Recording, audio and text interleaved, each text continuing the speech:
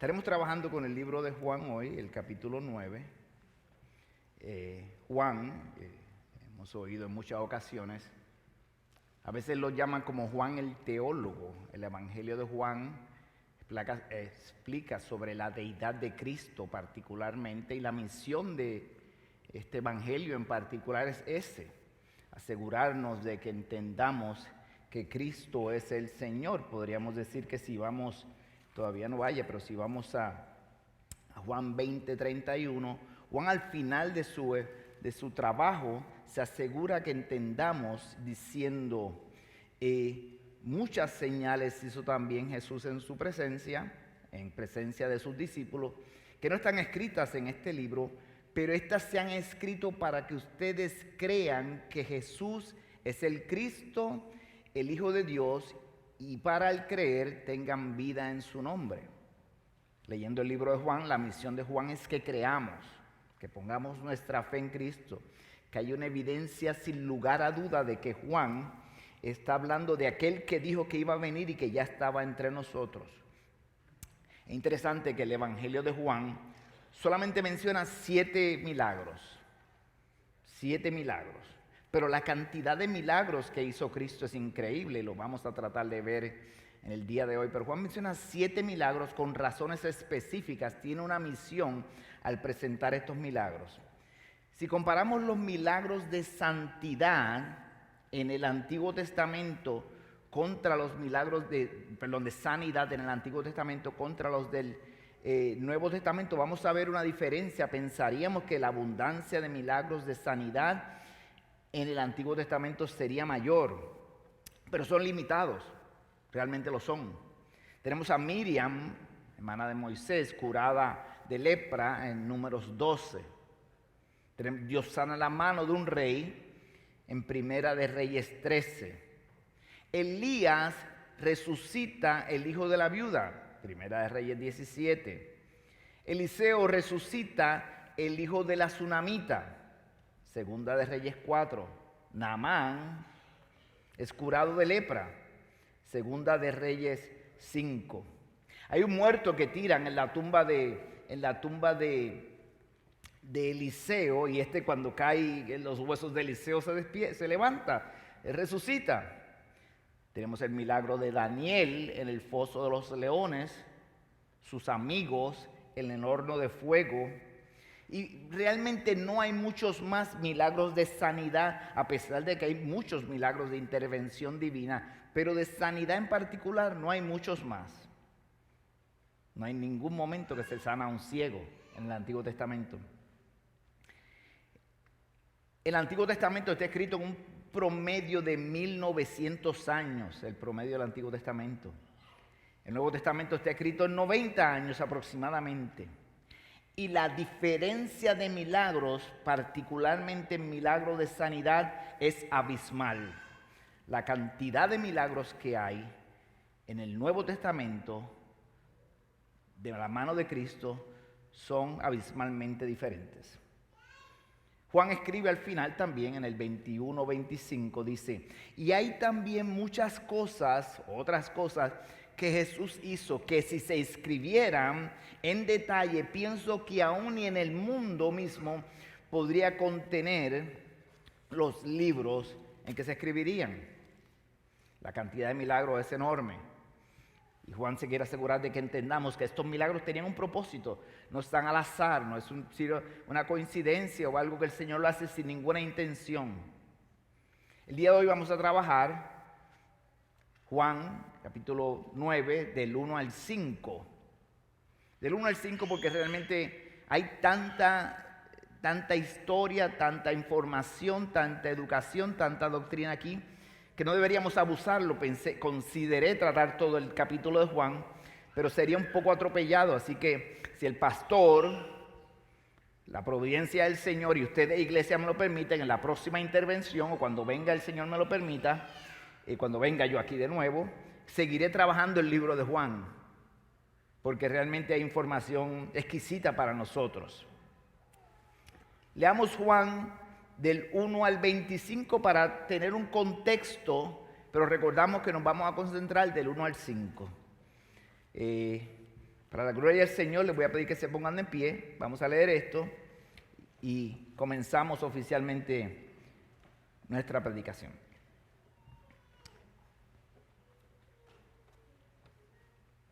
Juan 9, del 1 al 25, para la gloria del Dios Padre, el Dios Trino. Al pasar Jesús, vio a un hombre ciego de nacimiento, y sus discípulos le preguntaron diciendo: Rabí, ¿quién pecó, este o sus padres, para que naciera ciego? Jesús respondió: ni este pecó, ni sus padres, sino que está ciego para que las obras de Dios se manifiesten en él. Nosotros debemos hacer las obras del que me envió mientras es de día. La noche viene cuando nadie puede trabajar. Mientras estoy en el mundo, soy la luz del mundo. Habiendo dicho esto, escupió en tierra e hizo barro con la saliva y le untó el barro en los ojos y le dijo: ve y lávate en el estanque de Siloé, que quiere decir enviado. Él fue, pues, y se lavó y regresó viendo. Entonces los vecinos y los que antes le habían visto que era mendigo decían: ¿no es este el que se sentaba y mendigaba? Unos decían: él es, y otros decían: no, pero se parece a él. Él decía: yo soy. Entonces le decían: ¿cómo te fueron abiertos los ojos? Y él respondió: el hombre que se llama Jesús hizo barro, lo untó sobre mis ojos y me dijo: ve al Siloé y lávate. Así que fui, me lavé y recibí la vista. Y le dijeron: ¿dónde está él? Y él dijo: no sé. Llevaron ante los fariseos el que antes había sido ciego. Y era día de reposo, el día en que Jesús hizo el barro y le abrió los ojos. Entonces los fariseos volvieron también a preguntarle cómo había recibido la vista. Y él les dijo: me puso barro sobre los ojos, me lavé y veo. Por eso algunos de los fariseos decían: este hombre no viene de Dios porque no guarda el día de reposo. Pero otros decían: ¿cómo puede un hombre pecador hacer tales señales? Y había división entre ellos. Entonces dijeron otra vez al ciego: ¿qué tú dices de él, ya que te abrió los ojos? Y él dijo: es un profeta.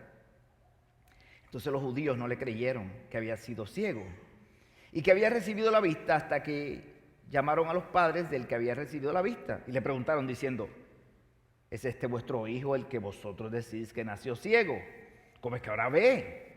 Sus padres entonces le respondieron y dijeron: bueno, sabemos que este es nuestro hijo y que nació ciego, pero ¿cómo es que ahora ve? No lo sabemos. ¿O quién le abrió los ojos? Nosotros no lo sabemos. Preguntarle a él: edad tiene, él hablará por sí mismo.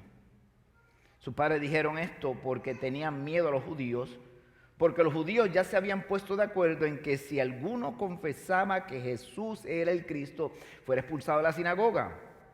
Por eso sus padres dijeron: edad tiene, preguntarle a él. Por segunda vez llamaron al hombre que había sido ciego y le dijeron: da gloria a Dios. Nosotros sabemos que este hombre es un pecador. Entonces él le contestó: si es pecador no lo sé.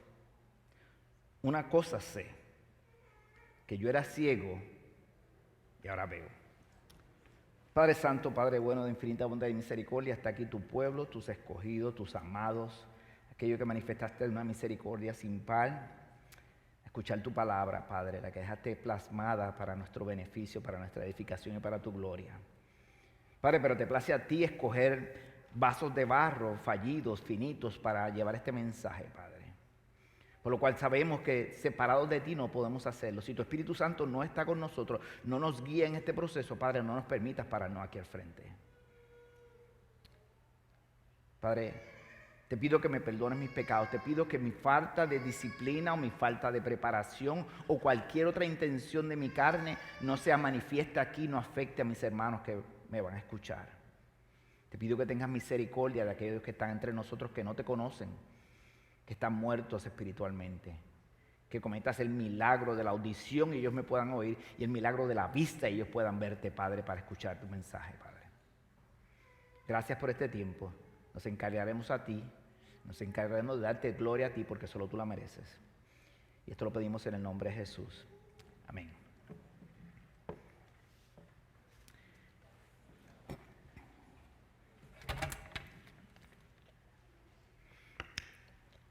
Lo interesante del libro de Juan en el capítulo 9 es que tiene grandes verdades que nos pueden ayudar mucho en nuestra vida cristiana.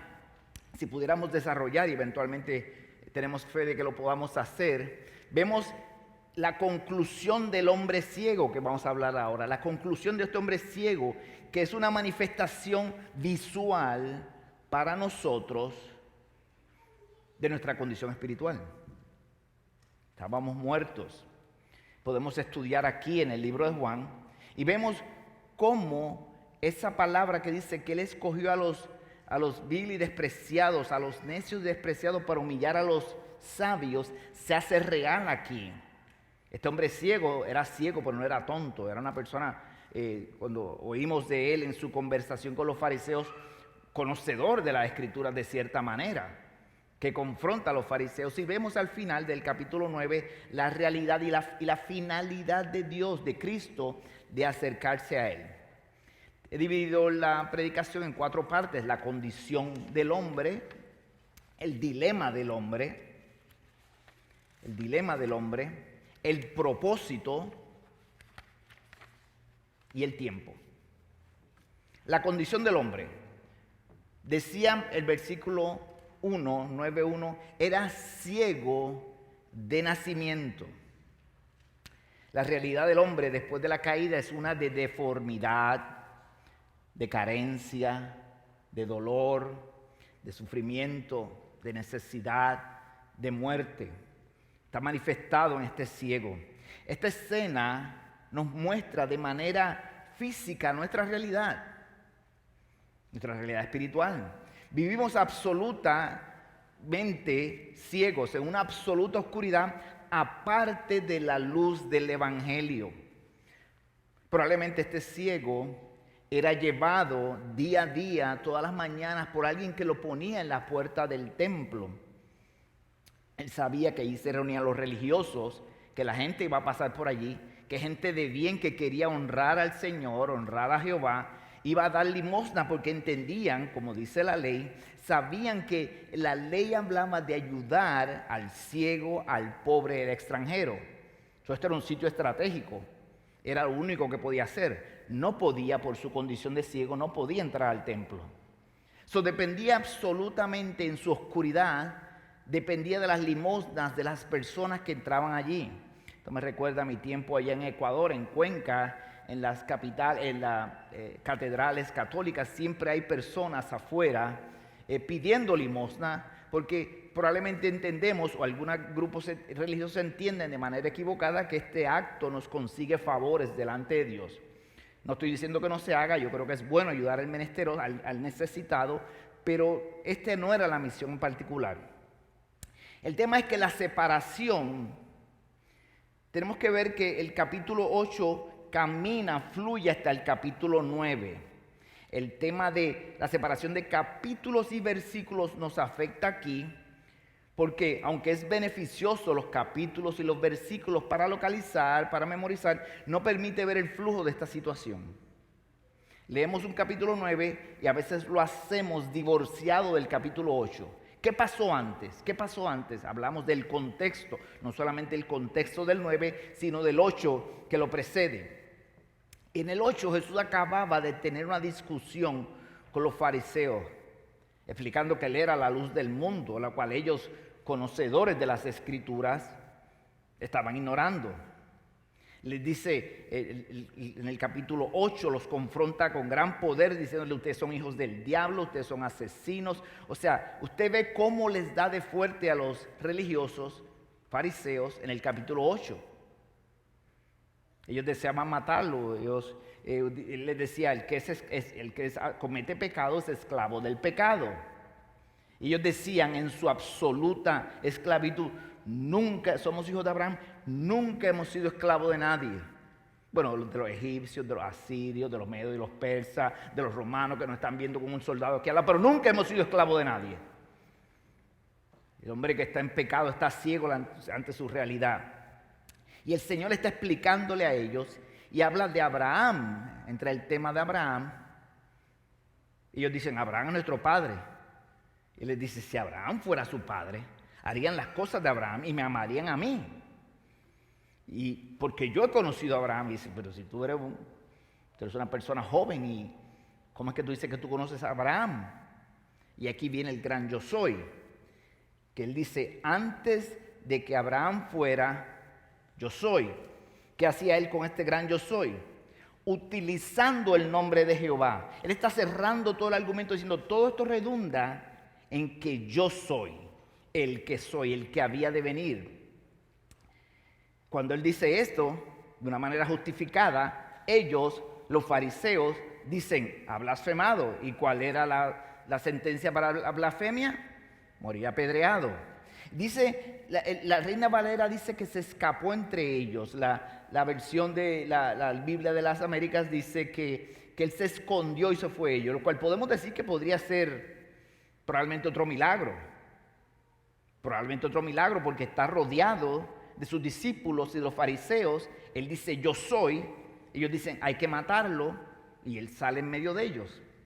Sale en medio de ellos y sale del templo. Al salir del templo, entra a la narración que queremos trabajar el día de hoy. Versículo 1 dice, al pasar Jesús, 9:1, al pasar Jesús vio a un hombre ciego de nacimiento.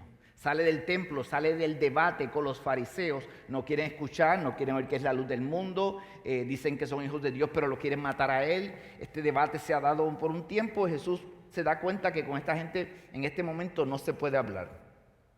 Y sale la figura del ciego, en el versículo 1, que es ciego de nacimiento, demuestra nuestra realidad física, nuestra realidad espiritual antes de que Jesús se acercara a nosotros.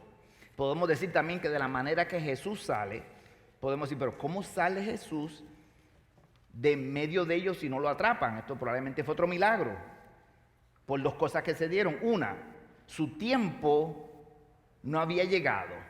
Y dos, la Biblia no decía que Jesús iba a morir a pedradas. No lo iban a atrapar, no era su tiempo, él se escapa. Y se encuentra el ciego, que dice Juan lo narra, lo describe como ciego de nacimiento. Ciego de nacimiento. La figura del ciego, la oscuridad y la decisión de Jesús de acercarse a él sin haberlo llamado, es un modelo de la salvación. Jesús quiere asegurarse que entendamos este mensaje. Juan lo está plasmando para nosotros.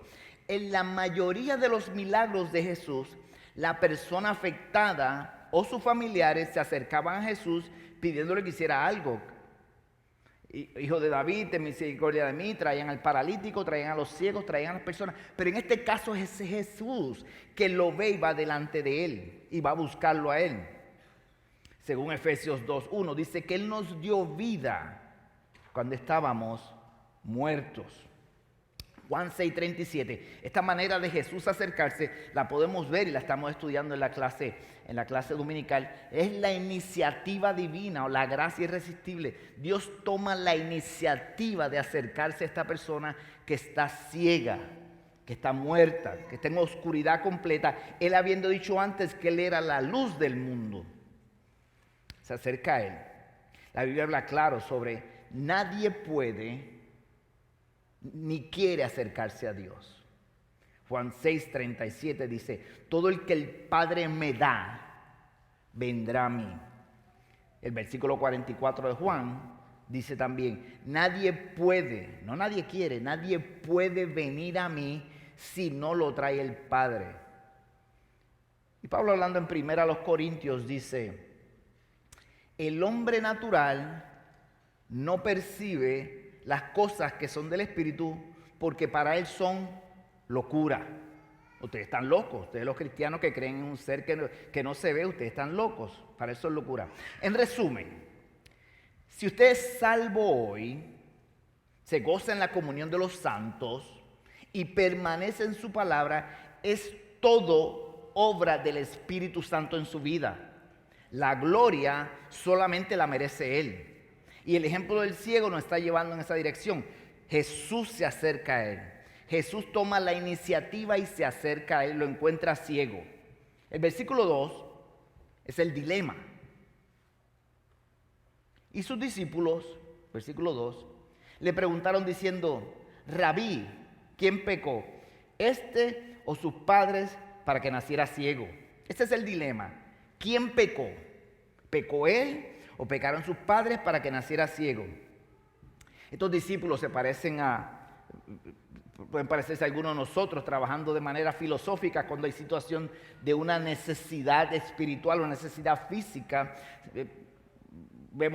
Pudiera ser un ejemplo de un accidente. Hay un accidente, alguien lo golpea a un carro, está en la OVT aquí afuera, está en el piso todo golpeado, y se acercan los teólogos entre nosotros, Edwin, Juniero, Jacob, y se acercan y deciden: ¿quién habrá pecado? ¿Por qué le habrá pasado esto? ¿Por qué sería este problema? Jesús dice: esa no es la pregunta. Esta no es la pregunta. La pregunta de ellos es ¿por qué? Pero Jesús quiere asegurarse de que entiendan que la pregunta más importante es ¿para qué? No por qué, sino para qué. Es nuestra queja natural. Nuestra queja natural en el momento de la aflicción es preguntar: ¿por qué, Dios mío? ¿Por qué? Esto puede ser una manifestación de orgullo, puede ser un problema de tener un concepto más alto de nosotros del que debemos tener. Vivimos en un mundo en el que pensamos: nosotros no merecemos aflicciones. Dios es un Dios de amor. Dios es un Dios bueno. A mí no me deben pasar cosas malas. Dios no nos trajo aquí para que nos pasaran cosas malas. Un Dios que es amor no nos trataría de esa manera. Pero la realidad, mis amados, es que vivimos en un mundo caído. Y el sufrimiento es parte integral de este mundo. Lo que debió haber sido perfecto fue afectado por el pecado. Los cristianos recibimos misericordia cuando lo que merecíamos era justicia. Le recomendamos, si usted no conoce al Señor, que nunca le pida al Señor que sea justo con usted, que le haga justicia. No va a entender lo que va a pasar. ¿Quién pecó? ¿Este o sus padres para que naciera ciego? Continúa haciendo la pregunta. Lo que pasa es que los rabinos de la época pensaban que el niño pecaba en el vientre. Utilizaban el versículo de Génesis 4:7, el pecado está a las puertas, refiriéndose a la puerta del vientre. El niño peca en el vientre. Habían heredado también el concepto helenista, que decía que las almas vagaban por ahí hasta que venían al cuerpo y en su vagar pecaban. Ellos están pensando: ¿quién pecó? ¿Pecó él o pecaron sus padres? Jesús pudo haber contestado la pregunta fácilmente. ¿Cuál era la contestación? ¿A quién pecó? ¿Quién pecó? Adán pecó. Adán pecó. Tu representante federal pecó. Y por el pecado él manchó la raza humana. Tu representante pecó. La realidad es que el pecado es la causa de todos nuestros problemas físicos. Es una realidad. Físicos y emocionales. Como se ha explicado en las clases de las doctrinas de la gracia, nacimos totalmente depravados. Totalmente depravados. Esto no significa que somos tan malos como podemos ser. Esto significa que nuestro cuerpo físico, nuestras intenciones, nuestras emociones y mente han sido distorsionados por el pecado. Cuando Adán pecó, entró en el mundo el proceso de entropía, y esto es para ustedes los estudiantes de física. Entropía es una de las partes de la física que viene con la segunda ley de termodinámica. Así lo explican los físicos no cristianos, que dicen ellos que todo objeto, la segunda ley de termodinámica, todo objeto va en continua deterioro, desorden y destrucción. Todo objeto.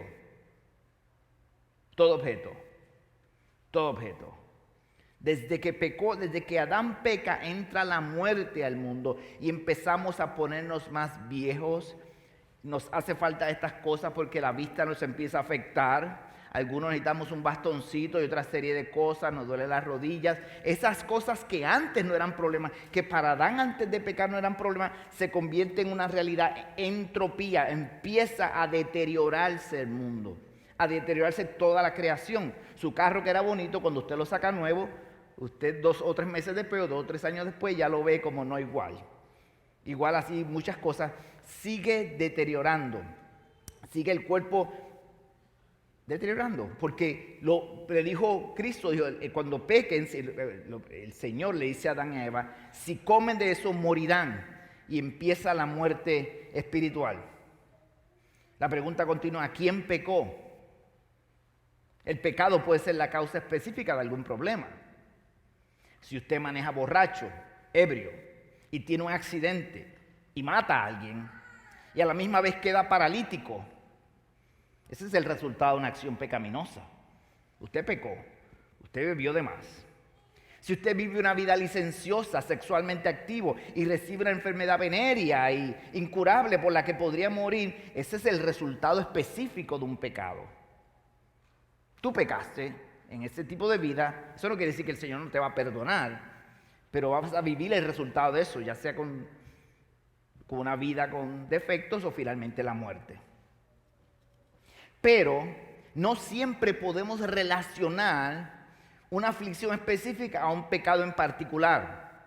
Eso lo vemos con el mejor ejemplo para eso es el libro de Job. El libro de Job, donde sus amigos lo acusaban de ¿qué? Tú hiciste algo, definitivamente, para que te pasen todas estas cosas, perder todas tus propiedades y perder a tus hijos, algo tú hiciste. Y los amigos lo acusaban de eso, cometiste un pecado grave y eso definitivamente es lo que estás viviendo, el resultado de este pecado. El autor inglés Malcolm Muggeridge decía que todo lo que él había aprendido, lo había aprendido por medio del sufrimiento. C.S. Lewis, usted ha oído este análisis antes, C.S. Lewis dice que el sufrimiento es el megáfono por el cual Dios habla al mundo. Muchos de nosotros no atendemos cuando la estamos pasando bien. Y no entendemos que Dios puede utilizar estas cosas para llamar nuestra atención, para que realmente recurramos a Él. ¿Cuál es el propósito? El propósito, ¿para qué está esta persona? Ellos preguntaban por qué, pero Jesús va a contestarle para qué. Versículo 3.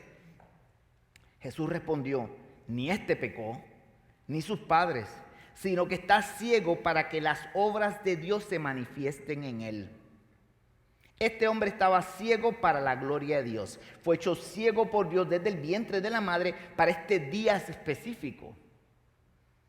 Jesús iba a mostrar de manera física y luego de manera espiritual al final del capítulo, que lo veremos en otra ocasión, cómo era salir de las tinieblas a la luz. Su mensaje en el capítulo anterior fue el cual fue rechazado por los sabios y los religiosos. Jesús no está diciendo, hay que tener esto claro, Jesús no está diciendo que ni él ni sus padres son pecadores.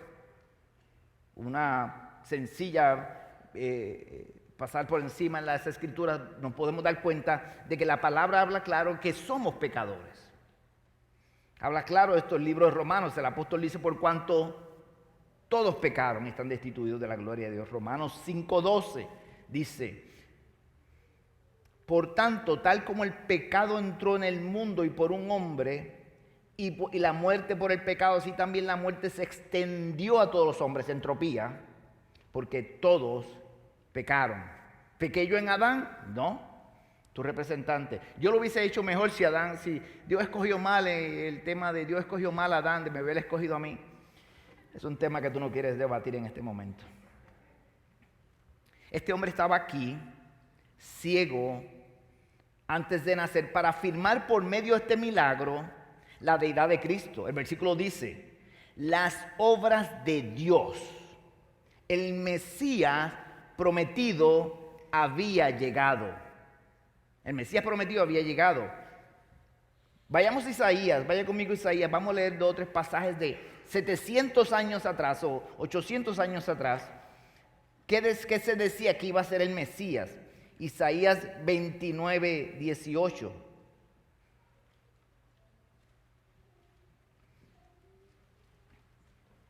Estoy en la versión, la Biblia de las Américas. Isaías 29:18.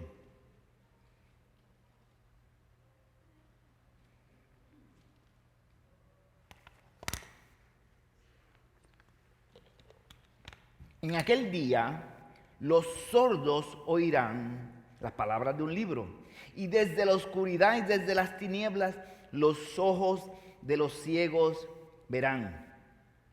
Los afligidos aumentarán también su alegría en el Señor. Isaías 35:5.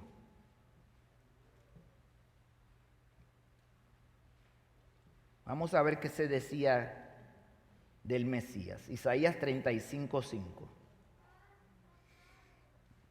Entonces se abrirán los ojos de los ciegos y los oídos de los sordos se destaparán. El cojo entonces saltará como un ciervo y la lengua del mudo gritará de júbilo, porque aguas brotaron en el desierto y arroyos del Arabá. ¿Estará hablando de algo que está pasando o que va a pasar? Isaías 42, 7 al 8.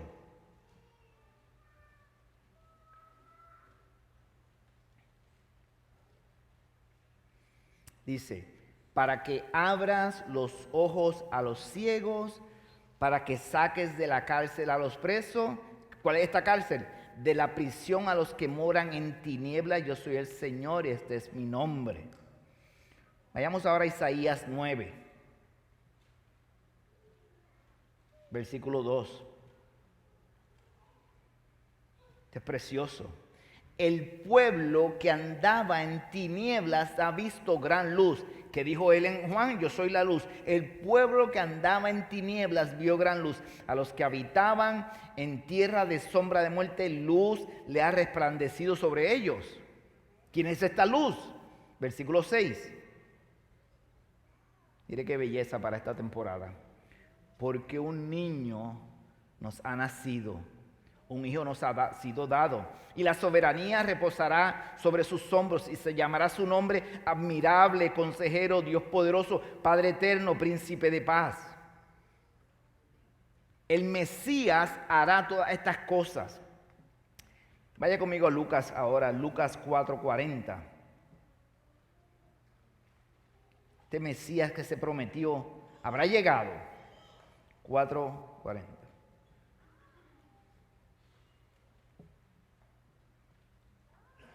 Al ponerse el sol, todos los que tenían enfermos de diversas enfermedades se los llevaban a él. Todos los que tenían enfermos de diversas enfermedades se los llevaban a él. Y poniendo en las manos sobre cada uno de ellos los sanaba.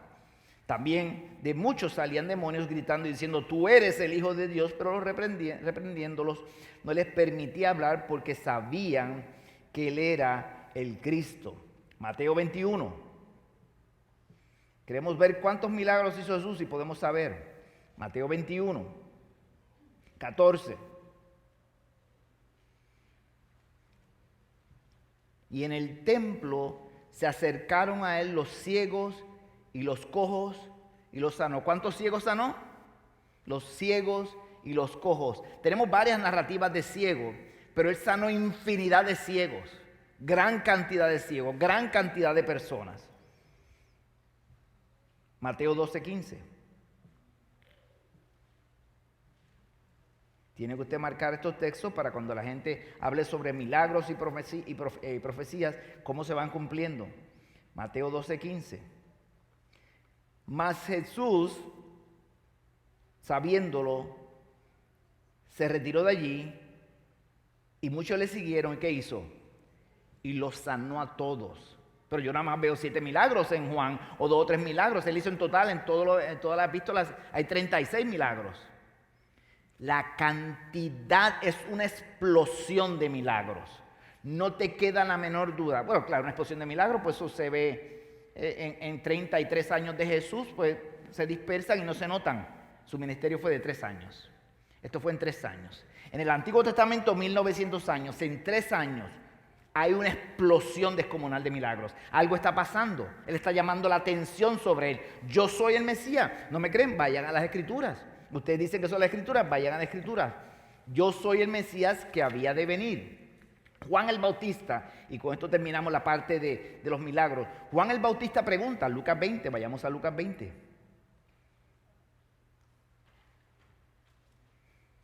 Lucas 7:20. Lucas 7:20.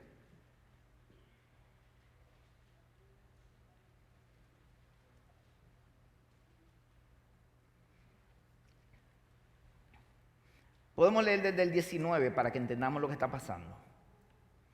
O del 18.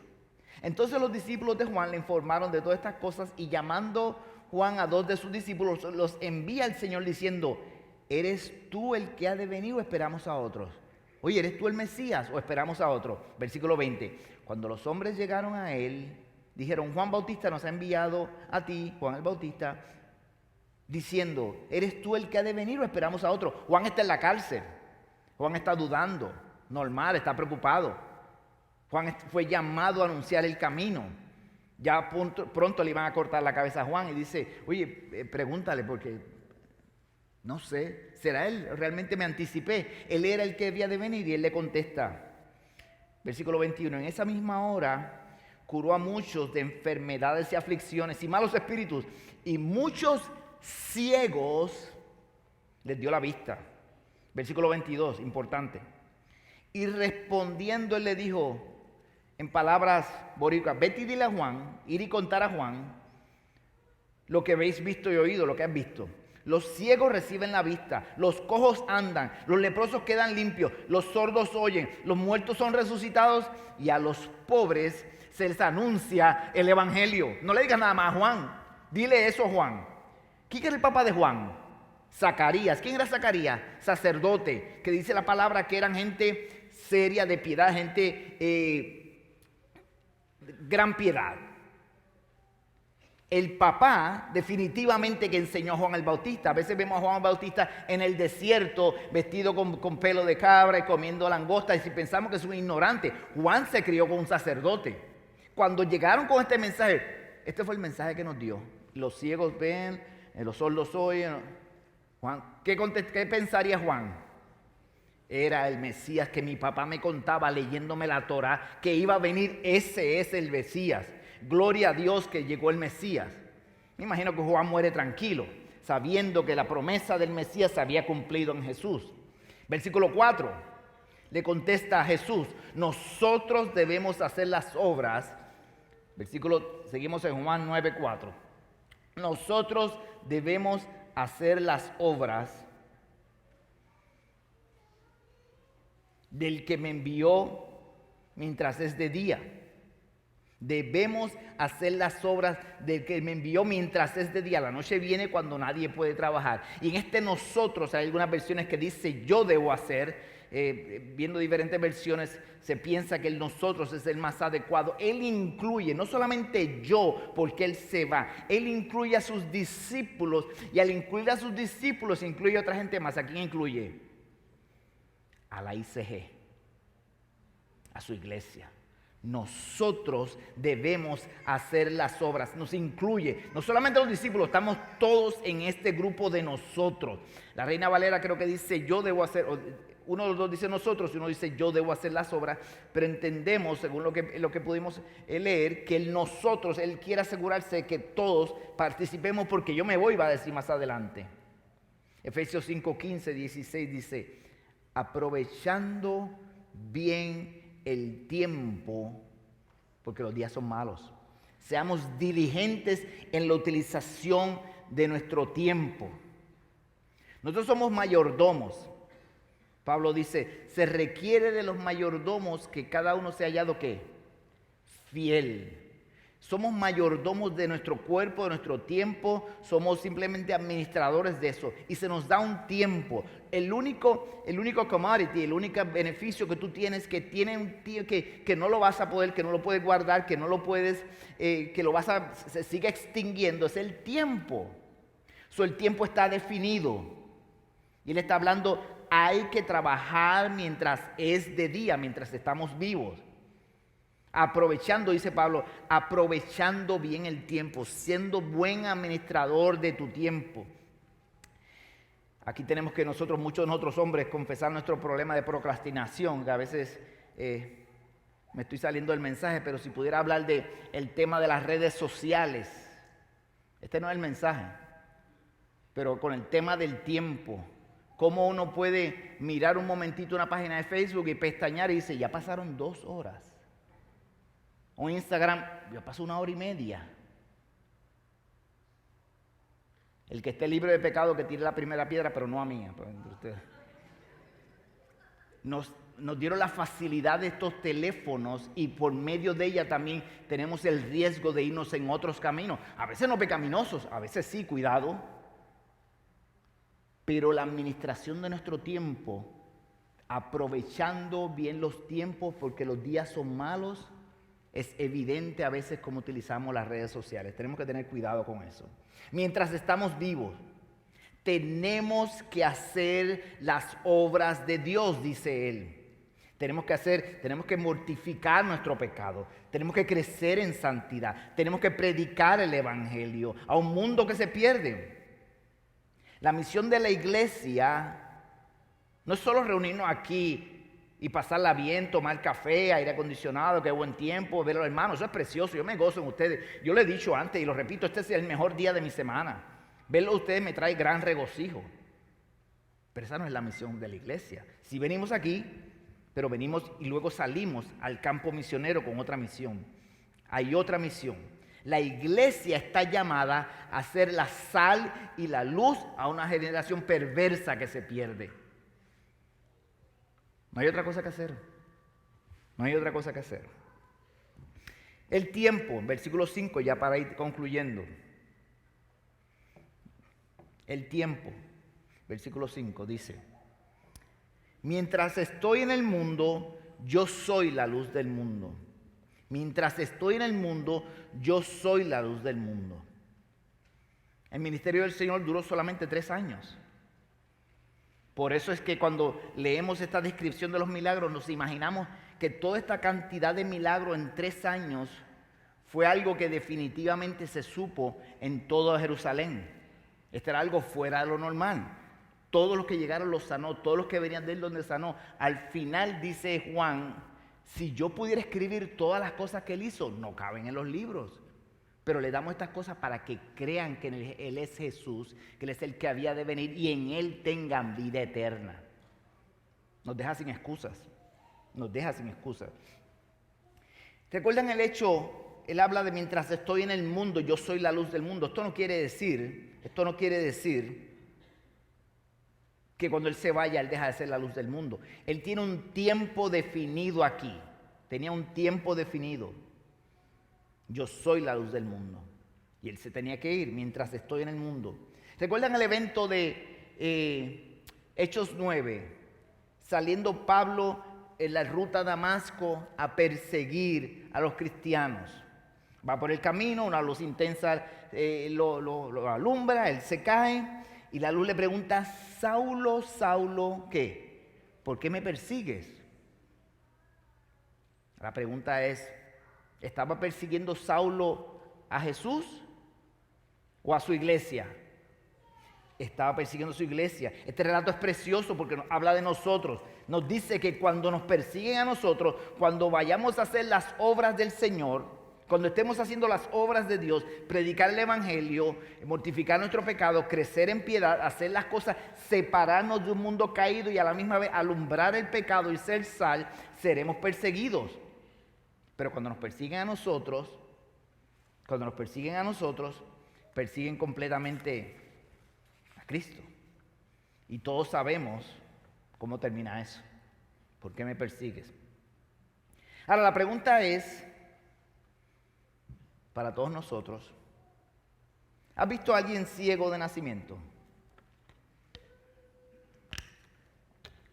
¿Alguna vez tú has visto a alguien ciego de nacimiento? Si el Señor tuvo misericordia de ti, lo viste esta mañana frente al espejo. Yo afeité uno esta mañana. Quizá no también, pero lo hice. A mí, por si acaso. Todos nacimos ciegos. En la terminología médica, cuando llega la ambulancia y llega con una persona y la persona llega muerta, le ponen DOA, que significa Dead on Arrival. Llegó muerto. Todos nosotros llegamos muertos, ciegos. Todos llegamos así. Ahora, si tú nunca has visto un ciego de nacimiento o no sabes lo que esto significa y nos visitas hoy por primera vez o alguna vez, esto es para ti. Tú eres esclavo del pecado. Tú eres enemigo de Dios.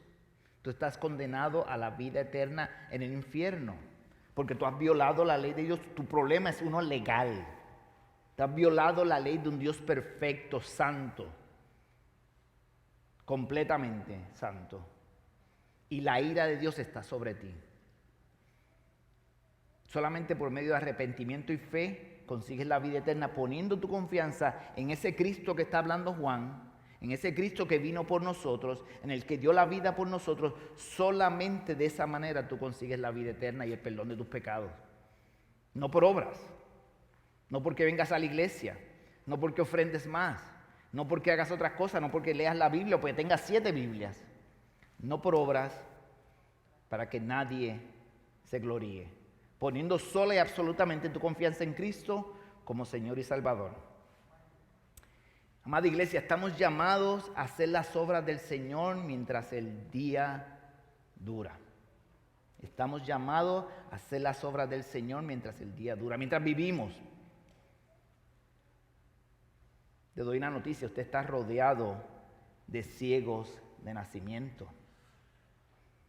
Hay gente alrededor tuya que está ciega de nacimiento, que necesita salir de las tinieblas a la luz por medio del Evangelio de Jesucristo.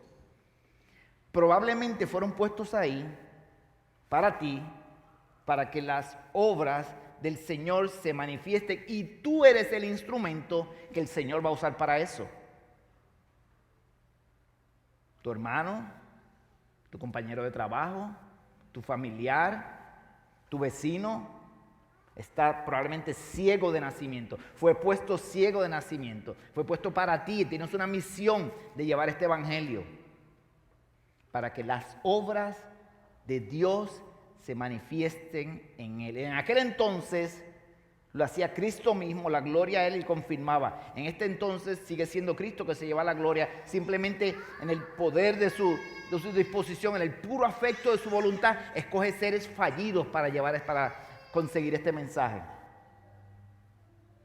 Seres fallidos, completamente fallidos.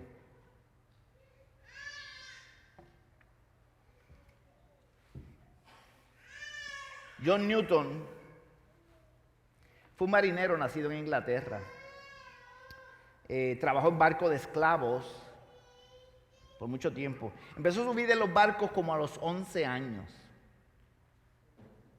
De adulto fue llamado el gran blasfemo porque su capacidad de decir vulgaridades y palabras soeces era superior a los marineros. Y usted sabe que los marineros tienen fama de ser vulgares.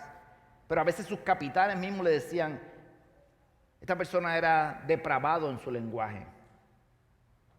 Su madre lo instruye desde pequeño en las Escrituras, pero él, cuando tiene oportunidad, le da la espalda. Le da la espalda a las Escrituras y consigue que muchos amigos marineros con él le den la espalda a las Escrituras. En medio de una tormenta, él trabajaba en barco llevando esclavos. En medio de una tormenta que fue tan violenta, fue más de una semana, dice él, tuvo que amarrarse al timón para no caer sobre la borda. Y en ese momento se acordó de las palabras de su mamá, de algunos textos, versículos que su mamá le leía, y empezó a leerlo y a recordarlo. Eso pasó en el 1748. En el 1764 la oración de su madre se hace realidad. Se convierte en un ministro anglicano y empieza a predicar en Londres. Esta persona que no podía abrir la boca sin decir algo, Dios utiliza esta para llevar su evangelio. Tiene misericordia de él. Él era un ciego, y así lo dice. Él influenció con sus predicaciones a William Wilberforce. Hay una película que se llama Amazing Grace. Les recomiendo que la vean. La vida de William Wilberforce, y menciona a John Newton. William Wilberforce era un miembro del Parlamento inglés y fue el mayor propulsor de la abolición de la esclavitud en Inglaterra. Su mamá orando, haciendo las obras de Dios, pidiendo por él, que parecía que no tenía remedio. En el momento indicado Dios lo rescata, predica, lo oye Wilberforce y diferentes personas más, y por medio de eso se termina ese tratado tan diabólico que era la esclavitud en Inglaterra. igual que muchas de las cosas que pasaron aquí por medio de cristianos.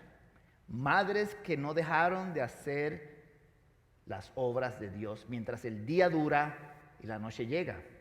Yo conozco una por aquí. Hay una por ahí que llegó de Humacao, Puerto Rico, se sentó por allí detrás, cree que yo no la vi. Está por allá, no miren para allá, está para allá. Mi madrecita querida que no dejó de orar por mí. Y yo me identifico con John Newton en muchas cosas de las cuales no quiero mencionar porque son terribles.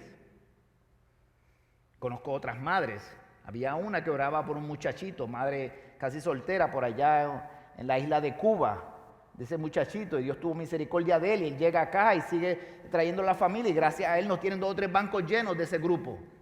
No lo voy a mirar, no va a ser que crea que lo estoy mirando por ahí, que después... Tenemos que trabajar mientras el día dura y la noche llega, porque estamos rodeados de ciegos que nos necesitan a nosotros para que la gloria de Dios se manifieste en ellos. En 1772, John Newton escribe una canción. Usted la ha oído antes. Inspirada en la condición del hombre ciego de Juan 9. La canción es Sublime Gracia o Amazing Grace. Oramos y cantamos. Padre Santo, Padre bueno, infinita bondad y misericordia, qué bueno escuchar tu palabra. Qué bueno saber que te acercaste a nosotros cuando vivíamos en nuestras tinieblas espirituales. Ni podíamos, ni queríamos, ni teníamos la capacidad de ver. Tú nos recuperaste la vista, tú nos diste completamente ojos nuevos para ver el mundo. Ahora podemos gozarnos en ti y entender a aquellos que están alrededor de nosotros perdidos en sus delitos y sus pecados, muertos como dice la palabra. Padre, gracias por la iniciativa divina. Íbamos contentos, despreocupados, caminando hacia el infierno y tú interviniste, Padre. Tú llegaste y nos diste luz, nos llamaste de las tinieblas a tu luz admirable. Pero nos llamaste con un propósito, Padre. Pedro lo dice, para que proclamemos tu palabra, tu gloria. Gracias por este grupo de hermanos, gracias por esta iglesia, Padre. Padre, que no seamos solamente oidores de la palabra. Cuando salgamos de aquí, algunos de que oyeron esta palabra, el enemigo hará lo posible por quitarle esta palabra. Y los afanes de este tiempo y de este mundo y allá afuera y la hora de almorzar y la complicación del trabajo y las diferentes situaciones nos harán que nos olvidemos de lo más importante. Que un día tú llegaste, que un día tú diste la vida por nosotros y resucitaste. Dijiste que ibas a volver. También dijiste que tus ovejas oyen tu voz y te siguen. Padre, que las ovejas que hayan entre nosotros, que todavía no hayan oído tu voz, tú le des el milagro de la audición y puedan oír tu voz y vengan en arrepentimiento y fe. Porque te lo pedimos en el único nombre que hay salvación, en el nombre de Jesús. Amén. Veamos la letra de la canción y cantemos, mis amados. Pongámonos en pie, amados.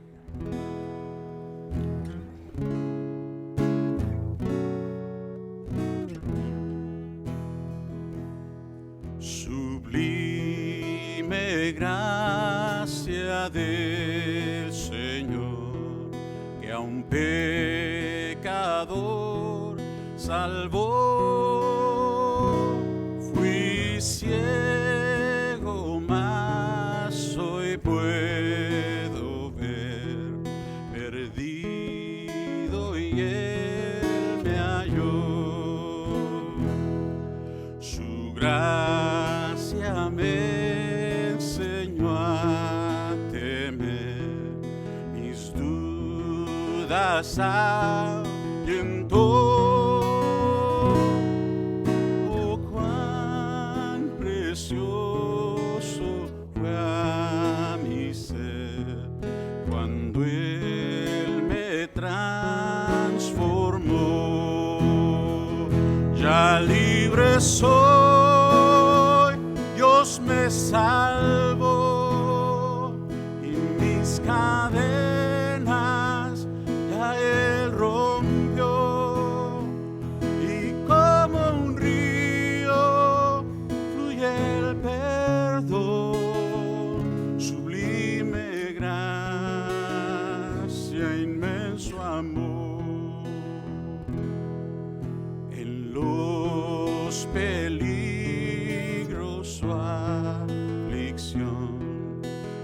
yo he tenido aquí. Su gracia siempre me libró y me hará feliz. Ya libre soy, Dios me salvó.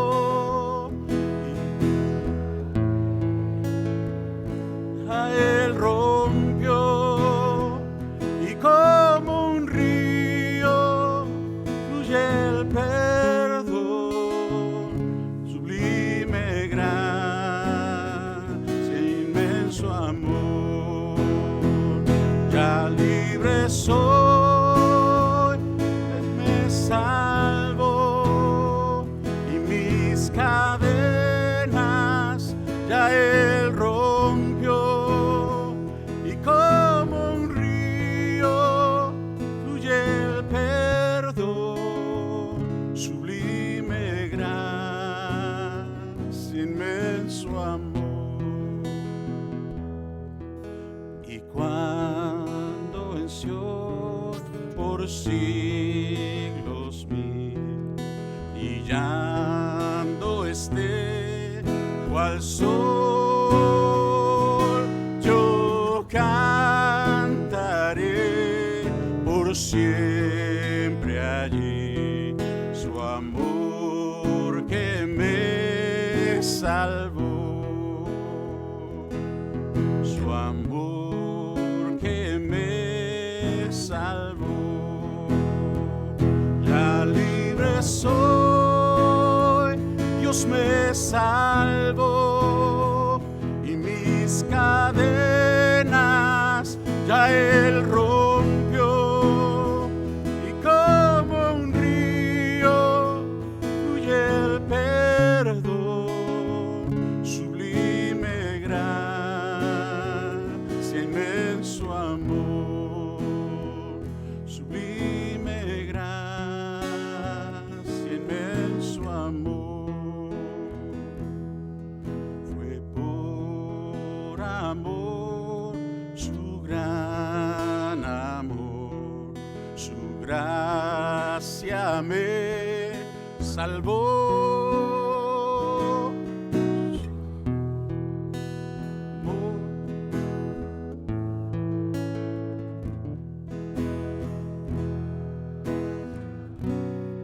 Salvó.